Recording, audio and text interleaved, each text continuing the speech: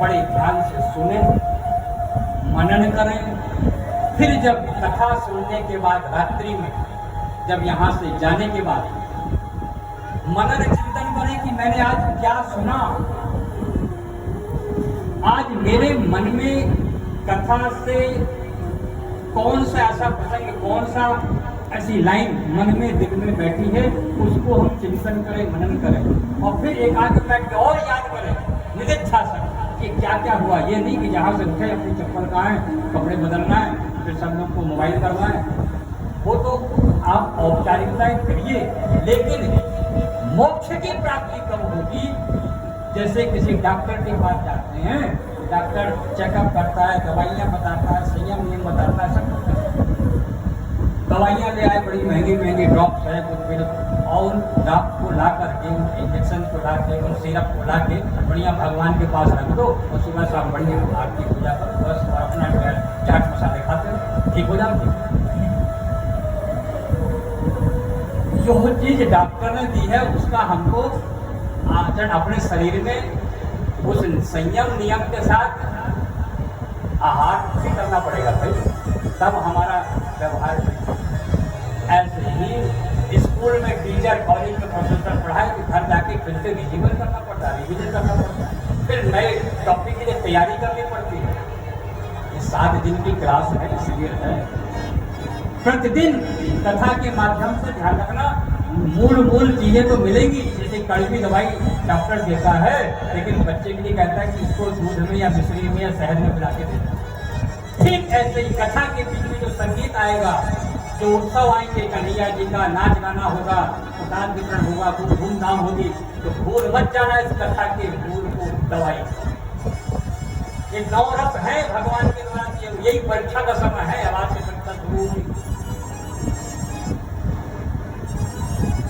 और तब बताया कि मनोदेश जैश्चैव कथायाम निश्चलाम मति ही, मति हमारी मन जो है यहाँ वहाँ भ्रमित होगी।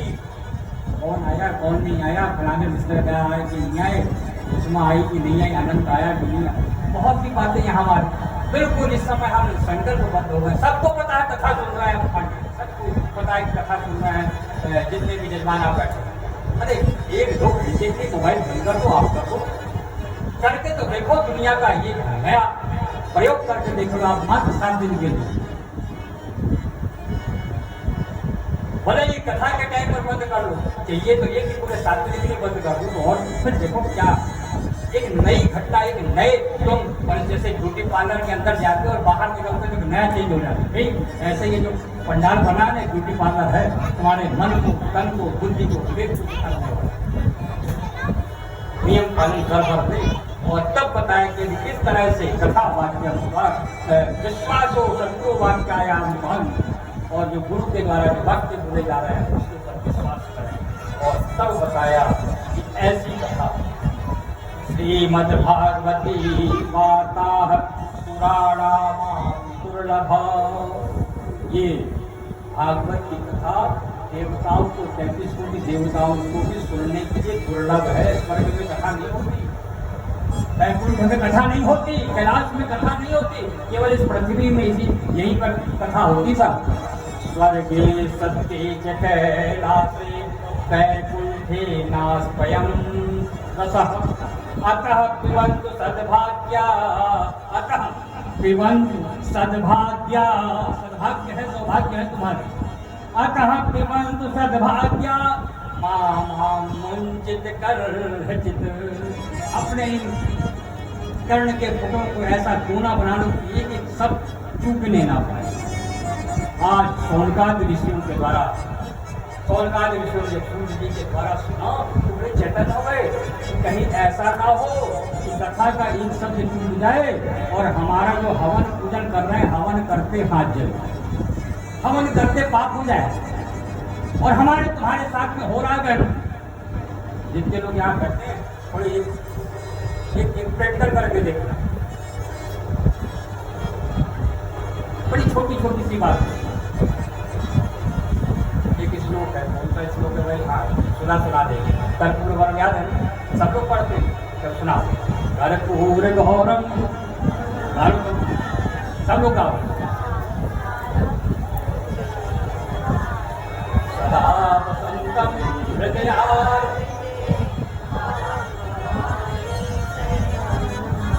आगे मंदार माला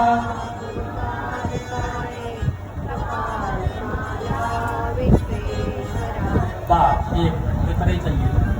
क्या बोले? मंदार माला कुलतान काये, फिर कपाल माला क्या यत से हो गई गड़बड़। बात पकड़ में आई? किसी को बात पकड़ में आई? क्या गड़बड़ हो गया? मैंने अब भी कहा कि छोटी छोटी सी बातें कह लो। कृपाल माला नहीं है, कृपा की माला नहीं होती। कृपाल माला से कराई, कृपा की माला नहीं होती, कपाल की माला होती है। भगवान शंकर कपाल की माला पहनते हैं ना, कपाल माला, मुंड माला पहनते हैं ना।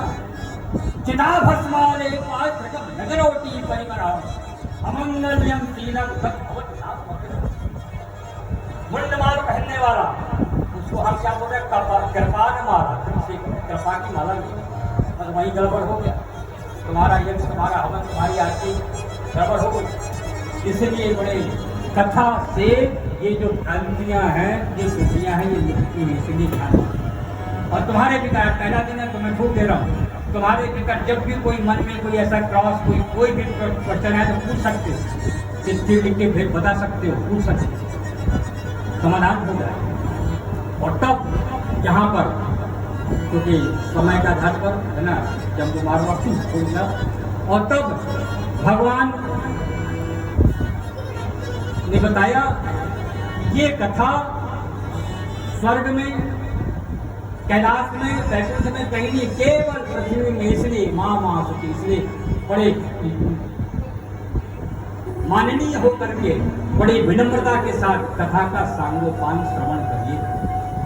तभी सूत जी ने कथा क्या कथा किया? कथा बताया कि एक बार क्या हुआ, एक बार नारद जी बैकुंठ में थे तो उनको लगा कि जितनी कथाएं होती हैं पृथ्वी में होती, सप्त लोक जो है पृथ्वी में है, सप्त पुरिया पृथ्वी में है, सप्त नदियां पृथ्वी में है, चारों धाम पृथ्वी में है। बैकुंठ में तो केवल 5 स्टार होटल है, सुविधाएं जरूर, लेकिन कुछ नहीं, घूमने के लिए पृथ्वी जाना पड़ेगा।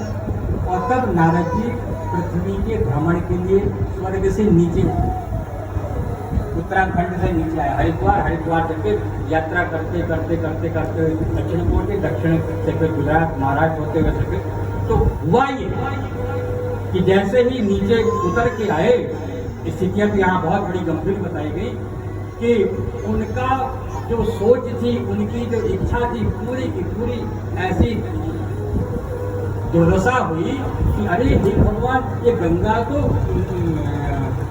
का अवतरण हुआ भगवान के श्रीहरि चरणों से, पतित पावनी इस धरती धरण धरा के जितने जीव हैं सबका करण तारणहार पालन करने के लिए, लेकिन गंगोत्री से लेकर के हरिद्वार से लेकर के आगे तक पंडों पुजारियों और जो है अपना कब्जा कर लिया है।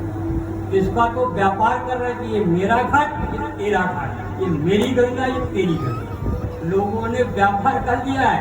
वहाँ नहाने के पैसे लेते हैं, गंगा को आचमन करना हो तो पंडित जी कहते नहीं, मेरा घाट, मेरा जजमान है। तो गंगा का व्यापार मठ मंदिरों में जाओ तो भगवान के दर्शन के लिए लोग आप पैसा ले रहे हैं, ये तो भगवान को बेच रहे हैं।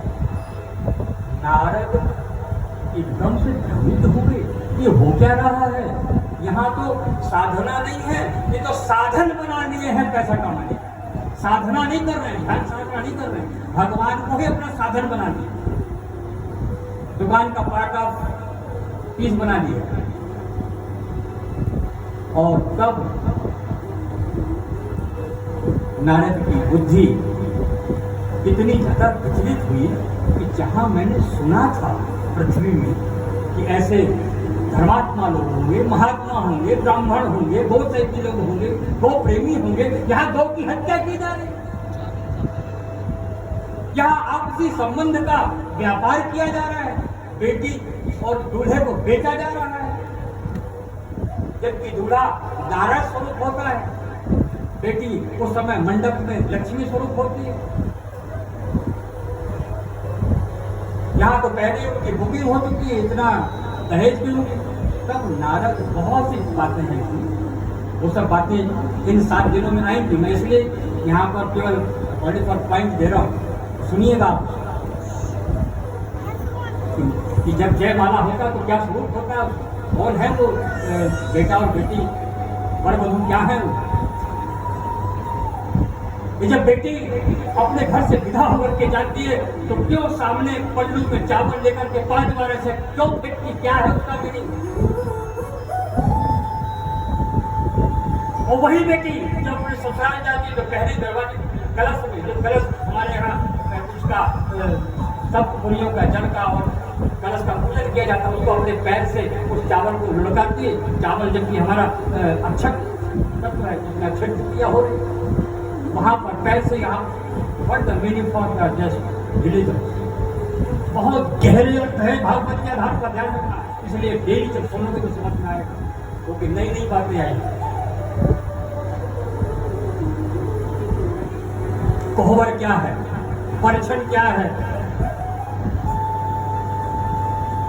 16 श्रृंगार क्या है, 16 क्या क्या होते हैं श्रृंगार, क्यों किए जाते हैं, इसी अंग में क्यों पहना जाते हैं।